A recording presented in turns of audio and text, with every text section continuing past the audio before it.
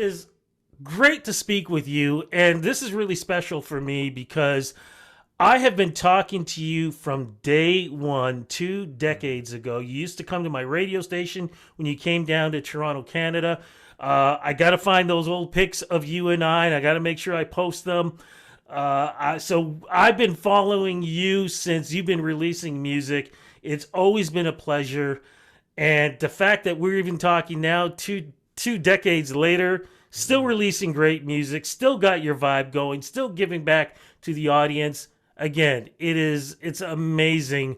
Thank you so much for always making time to speak with me. But more importantly, thank you so much for always putting out great music every chance that you get. This is awesome. Brother, thank you so much, man. Like it does feel like it was only yesterday when, you know what I mean? Like when we first met, and it kind of makes the 22 album sort of land into be 22 years since it all kind of started. So, I mean, you got that Benjamin Button thing going on where you're getting younger and younger. I see over there. I see you got the cheat code. I see you. But no, man, it's just nothing but love.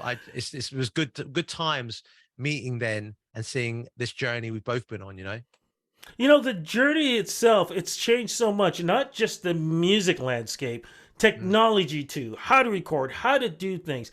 How have you grown up in music, not just professionally, but personally as well? But you know what's funny is because I mean, there's been a lot of evolving, a lot of recognizing that things change. And I think that's just one of the things, just as in human beings, like there's a part which, if you're able to be adaptable and change, you always have a chance of staying very relevant. You can stay very tapped into what culturally is moving. And I do also feel that there's a lot of beauty of some of the things when it was very organic and analog before it started to get very digital, because there was time. And I think that's the one thing that you can't buy time. You can't buy making your mistakes or getting wisdom and experience through going out there physically and doing something. So I honed my live performances through, I know, like DJing and the vinyl skipping, and you're having to pick up the mic and say something while you're trying to get another record and put it on your deck without the crowd knowing. It sets you up for success. 10 years later, when you're in front of 10,000 people, when that happens on your Serato or your, you know what I mean, your CDJs, and you're like, oh, okay, I've been here before. I know how to handle this. And that's the different thing of the instant gratification that we can get nowadays. Sometimes the experience is lost. So then you're kind of, all lights and everything are on you from the get go. And that's different for me. So I'm glad that I got a bit of both of it, you know? But the other thing that you do, and I feel like, and this is no, and I want to make it clear, no disrespect to any of the Mm. artists of today. I grew up in an era where lyrically, music, of course, is very important, but lyrically is very important as well. Mm. You are part of, I consider, sort of like that last group of artists who lyrically always had a message from the heart and from experience too. How does it Wow. feel being able to still continue that legacy? And when I say that, it's like when somebody doesn't know what to say to somebody, they listen to one of your songs or artists that were part of your era, they can Mm. hear those lyrics and then they can figure out what they want to say to somebody or how they want to even say to themselves and how they're feeling.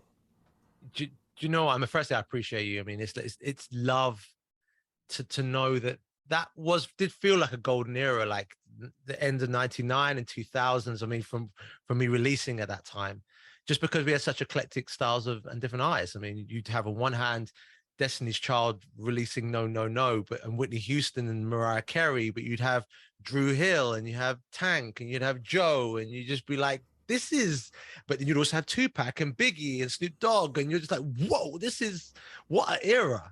But it's funny though, because it's again about being adaptable, because what happens is probably my parents would say that their era was the golden era. Like we talk about, I don't know, Notorious B.I.G. is a good example with One More Chance, the featuring Faith Evans, the remix that with one more chance, you know, they would say, well, look, but that's obviously that's the barge, right? And I'll be, no, no, no, no, no, that's Biggie. And then there'll be another generation who'd say, no, that's Ashanti's Foolish. I'm foolish. Or you'd be like, this is crazy. Everyone has their own, like being able to lock in of their timestamp. And I just feel like I am grateful to have grown up in a time where those type of songs and lyrics were really important. Um, and to still be able to be in the mix with this, with other kind of sounds and styles that are going on now. I think people still always will land back. If the lyric is landing, they'll get it. You know what I'm saying? You've done that too, because the reason why we're together is because new album. For folks who don't know, please announce what is the new album called and how is it representing you? Because this has a lot to do with what a lot of people have been going through during COVID, and we weren't together. Yeah, yeah. The new album is called 22.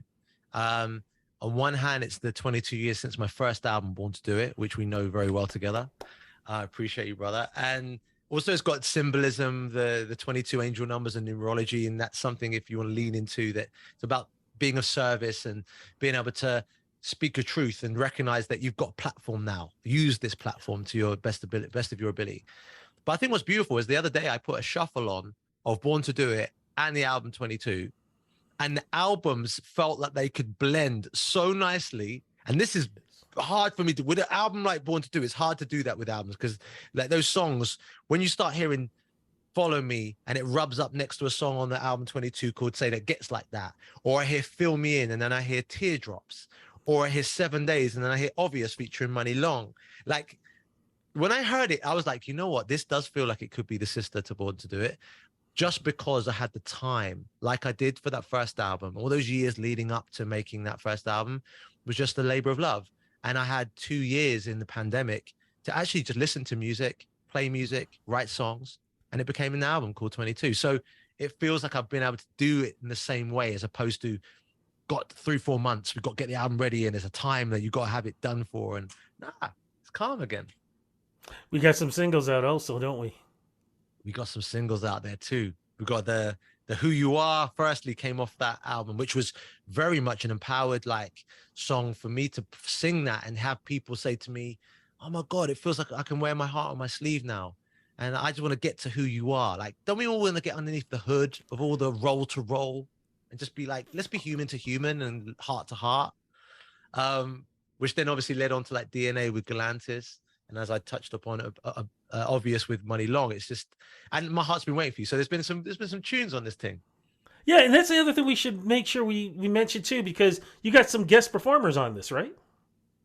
Yeah. So I mean, we've got Galantis, who with DNA, whichever one, if you know about your big dance pop records in the EDM world, Galantis. But Emanike, who's written for so many people. I mean, he's just an incredible songwriter. He was on Who You Are. Had written on the Beyonce's Lemonade album. He's just an incredible R&B pen man. He knows about the R&B assignment. My Heart's Been Waiting for You, which was a big dance record that I had. But then I knew that this album had to go, if I wanted Born to Do It to be in the mix, it had to have the R&B in the way that I patterned it on that. So to have Obvious with Money Long, a song called What More Can I Ask For with Wretch 32, and then two unknown artists on the R&B tip called E-Song and Nipper, and have bring through the new wave of R&B on these songs. So I feel like that's always part of the parcel too. Like when you've got a platform, bring people through in a way that they can be seen, but also you get touch into their scene. Because the new R&B, he's 18 years old. So for people to know who I am as an artist who's been at 22 years is amazing in his scene now. You know what I'm saying? What are the chances we're going to get you from where you are to where we are here in Canada? Any chance? 100%. I just need to come and feel the smell of the Canadian air again. Yeah, Yes. that's what I. Secondly, we need to just meet again and just be like, rather than being over the internet, but to be in the same room and just connect. And you know what? The love in Canada, especially for UK music as well. Like there's been a real synergy, and you can look at many acts that are for that Canadian that will go hand in hand and say we reach to the UK for a lot of the inspiration and what's culturally relevant and what's happening. And I just love that because every time I've come to Canada, I felt that. It's like, you guys, it feels like we've gone on a plane trip for X amount of 8 hours, but also I feel like I could have just gone down the road to Brixton. You know what I'm saying? It's like, it's got the same feel. It's crazy. There's always love. Look, as we wrap this up, what advice, if we could jump into the DeLorean and go back in time, Mm. And we could go back to just as you are recording that first album. What Yeah. advice would you want to walk in that studio, pull yourself aside, and what advice would you give yourself? Do you know the funniest thing here is that it's such a beautiful question because like we all look back in hindsight and we say, you know what, if I did this differently, if I'd done that differently, it would have been different. But what the beauty is that I go back and say to my 16-year-old self and say, listen, Craig, there's going to be a real ebb and flow. There's going to be like I'll use a metaphor of a surfboard. You're going to be on the surfboard. There's going to be times where it's going to be like riding the wave. And there'll be times where you're sort of slightly careering off of it, but you're still on the board. There'll be a time you'll come off the whole board. You'll be treading water for a moment. But the question will be, would you want to get back on that board and get back on that wave again? And then to have moments where you do get back up on that board, it's different than the time you first were on it. You're now like, oh my God, I've treaded water. I've come off the side. I'm actually now ready to actually live this in a different way. And I'd say don't change anything because you'll end up being where you need to be through adversity, through the ups and downs. It makes you who you are. Because without that, you'll never really be anything than someone who's just coasting life. We want to deep dive, right? We want to go up and down and ride the waves. So yeah, I'm really grateful, my man.